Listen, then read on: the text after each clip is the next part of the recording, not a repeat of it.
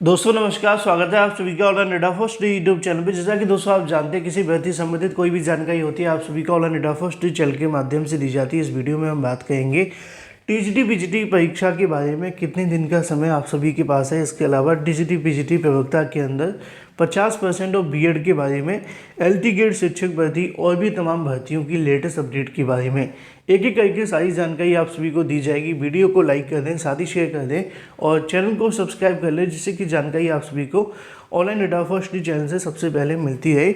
चलिए दोस्तों वीडियो शुरू करते हैं। बात कर लेते हैं एलटी ग्रेड शिक्षक भर्ती के बारे में। एलटी ग्रेड शिक्षक भर्ती, इसके अलावा इसकी वेटिंग लिस्ट के बारे में कल देर रात को भी मैंने एक वीडियो बनाया था, उसमें आपको जानकारी दी थी। एलटी ग्रेड शिक्षक भर्ती, इसके अलावा प्रवक्ता भर्ती के बारे में मैंने आप सभी को बताया था कि जल्द इन सभी छात्रों की जो नियुक्ति की प्रक्रिया वो शुरू कर दी जाएगी। इसके अलावा द्वितीय सूची को लेकर भी यहाँ से आगे की कार्रवाई आपको देखने के लिए मिलने वाली है। एलटी ग्रेड शिक्षक भर्ती अगर बात की जाए, जल्द इनकी जो नियुक्तियाँ वो देखने के लिए मिलेंगी। एलटी ग्रेड शिक्षक भर्ती 2018 की द्वितीय सूची में चयनित अभ्यर्थी, प्रवक्ता 2020 के चयनित अभ्यर्थी, जल्दी नियुक्ति मिलेगी। चयनित अभ्यर्थियों को डाटा एनआईसी को फीड करा दिया गया है। इसके अलावा विद्यालय आवंटन के लिए इसी माह पोर्टल खुलने की उम्मीद है। यहाँ पर द्वितीय सूची को लेकर जो मैं आपको बता दूं, जो दूसरे अभ्यर्थी होंगे जिन विषयों की अभी तक वेटिंग लिस्ट नहीं आई है, उनकी भी द्वितीय सूची जारी की जाएगी। ठीक है, उसी के संबंध में लिखा हुआ कि एलटी ग्रेड शिक्षक भर्ती 2018 के तहत 15 विषयों में शिक्षकों के 10,768 पदों की भर्ती के लिए विज्ञापन जारी किया गया था। अंतिम चयन परिणाम जारी होने के बाद में चयनित अभ्यर्थियों को उत्तर प्रदेश लोक सेवा आयोग ने अभिलेखों को सत्यापन के लिए फिर से बुलाया है। कई अभ्यर्थी सत्यापन प्रक्रिया में शामिल नहीं हुए, इसके लिए आयोग ने नए और चयनित अभ्यर्थियों को द्वितीय सूची में जारी करके इनकी संख्या लगभग 70 के आसपास देखने के लिए मिलती है। इसके अलावा सभी विषयों में एसटी अगर बात की श्रेणी के आरक्षित पदों को चयनित अभ्यर्थियों की नियुक्ति भी अब तक अटकी हुई है। दरअसल इन अभ्यर्थियों की जाति का सत्यापन इनके गृह जनपद जिलाधिकारी से कराया गया है। इसमें साल भर से ज़्यादा का समय लगा, लेकिन अभी तक आगे की कार्रवाई देखने के लिए नहीं मिली।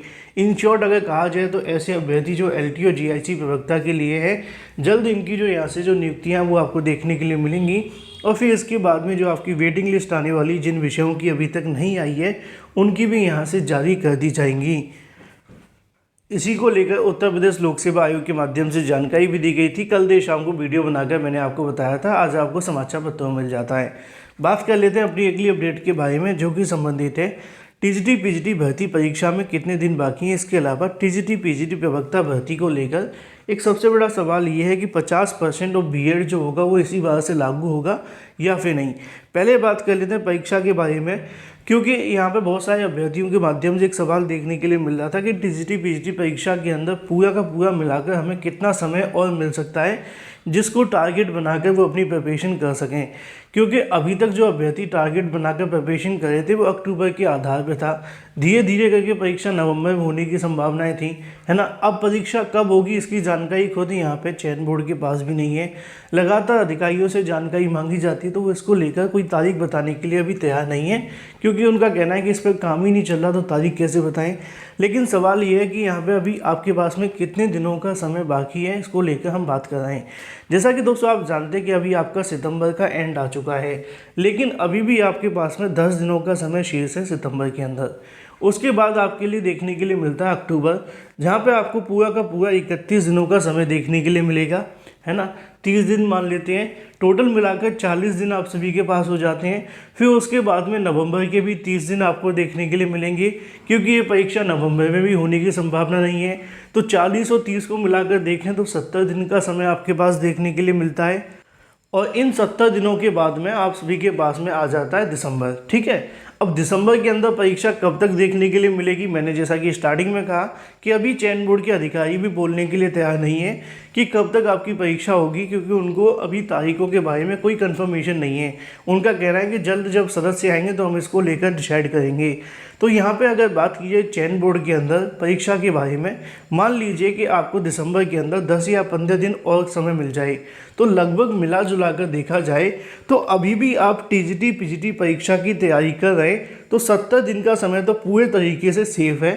ठीक है, इसमें 15 दिनों को और जोड़ दिया जाए तो लगभग 85 डेज आपके पास हो जाते हैं।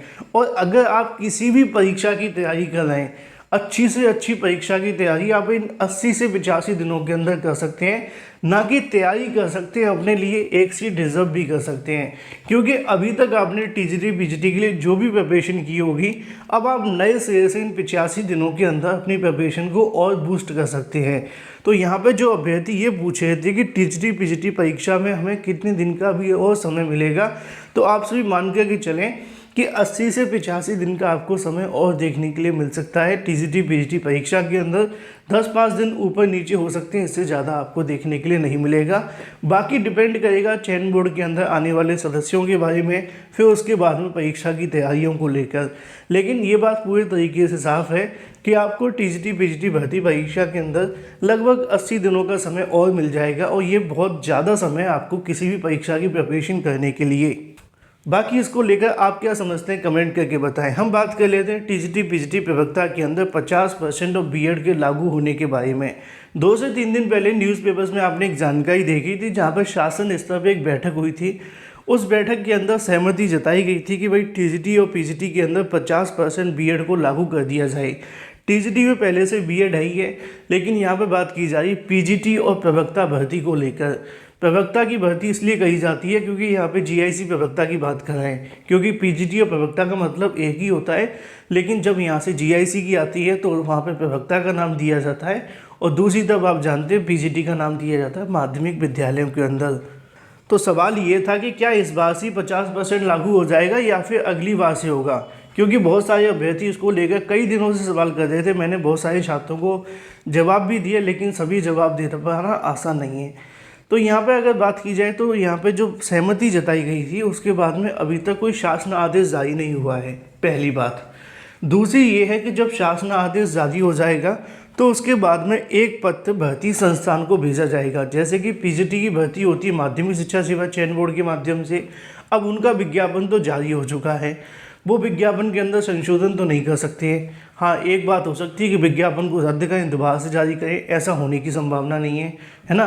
तो फिलहाल इस बार पीजीटी के अंदर तो कोई संशोधन नहीं होगा, ठीक है, बिल्कुल क्लियर है, चाहे वो बीएड के 50% के बारे में हो या बीएड के बारे में। सवाल ये है कि क्या प्रवक्ता, जो जीआईसी प्रवक्ता भर्ती आपको देखने के लिए मिलती है, उसके अंदर ऐसा कुछ होगा? तो पहला जैसा बताया आपको कि अभी तक कोई शासन आदेश जारी नहीं हुआ। शासन आदेश जारी होगा तो उत्तर प्रदेश लोक सेवा आयोग के पास में एक पत्र जाएगा, फिर वो यहाँ से संशोधन करेंगे, फिर उसके बाद विज्ञापन जारी करेंगे। तो जब तक शासन आदेश नहीं आ जाता, मतलब कि विज्ञापन से पहले अगर शासन आदेश जारी नहीं होता है, तो इस बार भी लागू नहीं होगा। और अगर आप मुझसे पूछना चाहते हैं तो मैं यही कहूँगा कि इस बार भी ना टीजीटी पीजीटी के अंदर और ना ही प्रवक्ता के अंदर 50% बीएड अनिवार्य होगा। बाकी अगर शासन 1-2 दिन के अंदर शासन आदेश जारी करके नोटिफिकेशन कर दे तो पता नहीं, लेकिन ऐसा अभी इस बार नहीं होगा, क्योंकि अधिकारियों से भी मैंने जानकारी ली और मुझे यही बताया गया है कि इस बार जो भी 50% की नियमावली में संशोधन हो रहा है वो लागू नहीं किया जाएगा। बाकी जो भी समय समय पर स्थिति बदलेंगी मैं आपको बताता रहूँगा। बात कर लेते हैं अपनी अगली अपडेट के बारे में, जो कि संबंधित है पीसीएस परीक्षा को टालने के लिए सीएम को पत्र लिखा गया है। मैंने आपको बताया भी था कि उत्तर प्रदेश बीपीएससी, इसके अलावा आईएएस की परीक्षा और भी बहुत सारी परीक्षाएं जो कि एक साथ पड़ रही हैं, यूजीसी नेट की परीक्षा, इनमें से कई परीक्षाओं को अभ्यर्थी एक साथ देने वाले हैं। तो यहाँ पे यूपी पीसीएस की परीक्षा को स्थगित किए जाने के बारे में सीएम योगी को पत्र लिखकर मांग की है। नीचे लिखा है कि पीसीएस 2021 की अंतिम परिणाम अभी घोषित नहीं हुआ है, इसके कारण सैकड़ों अभ्यर्थी ऐसे में दोनों परीक्षाओं में शामिल होंगे। ऐसे में जो छात्र 2021 में चयनित हो जाएंगे वो मुख्य परीक्षा में शामिल होकर एक सीट को बर्बाद करेंगे। तो ऐसे में मांग की जा रही है कि परीक्षा को स्थगित कर दिया जाए। बात कर लेते हैं 6,800 और 28,000 सीटों के बारे में। आप जानते हैं कि प्राथमिक शिक्षक भर्ती के अंदर 6,800 की चयन सूची यहाँ से जारी की गई थी। उसके बाद में कुछ अभ्यर्थी यहाँ से संतुष्ट नहीं हुए, उन्होंने कहा कि 6,800 का नहीं, यहाँ पे घोटाला पूरे के पूरे 28,000 सीटों का हुआ है, वो कोर्ट चले गए। शिक्षक भर्ती में आरक्षण पीड़ित अभ्यर्थी ने बनाई रणनीति। बेसिक शिक्षा विभाग की 69,000 सहायक शिक्षक भर्ती को लेकर आरक्षण गड़बड़ी के चलते नियुक्ति से वंचित ओबीसी एससी वर्ग के अभ्यर्थी ने रविवार को जीपीओ पार्क में बैठक करके अभ्यर्थी ने हाईकोर्ट में 19 सितंबर को इस मामले में होने वाली सुनवाई को लेकर चर्चा की और आगे की रणनीति को लेकर विचार विमर्श किया। मामला क्या है? मामला आप जानते हैं कि हाल ही में कोर्ट के माध्यम से जानकारी मांगी है कि 69,000 शिक्षक भर्ती के अंदर कितने पद भरे गए, कितने पद खाली रह गए, क्योंकि 69,000 के लिए 3 काउंसलिंग पहले हो चुकी हैं और तीनों काउंसलिंग में सभी खाली पदों को भर दिया गया है। लेकिन अब आगे कितने पद और खाली रह गए इसकी जानकारी मांगी जाएगी। उसके बाद में 6800 का जो घोटाला हुआ है उसको लेकर कोर्ट के माध्यम से क्या आदेश दिया जाएगा, ये देखना दिलचस्प होगा, क्योंकि यहाँ पे बहुत सारे छात्रों ने दावा 28,000 सीटों का किया है। अगर 28,000 सीटों का घोटाला होता है तो कैसे 69,000 में नियुक्ति मिलेगी, क्योंकि अभी तक तो 6,800 वाले अभ्यर्थियों को नियुक्ति नहीं मिल पाई थी। अगर जो भी होगा यहाँ पे कहीं ना कहीं 69,000 शिक्षक भर्ती के लिए नुकसानदायक साबित होगा। बात कर लेते हैं अपनी अगली अपडेट के बारे में, जो कि संबंधित है पीईटी 2022 के एडमिट कार्ड के बारे में। लगातार अभ्यर्थी पीईटी 2022 के एडमिट कार्ड को लेकर पूछें कि सर इसके एडमिट कार्ड कब तक जारी होंगे।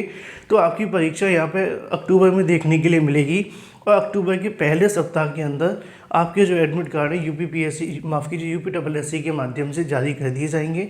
बेहतर जानकारी के लिए चैनल को सब्सक्राइब करके बेल आइकन को दबा लें।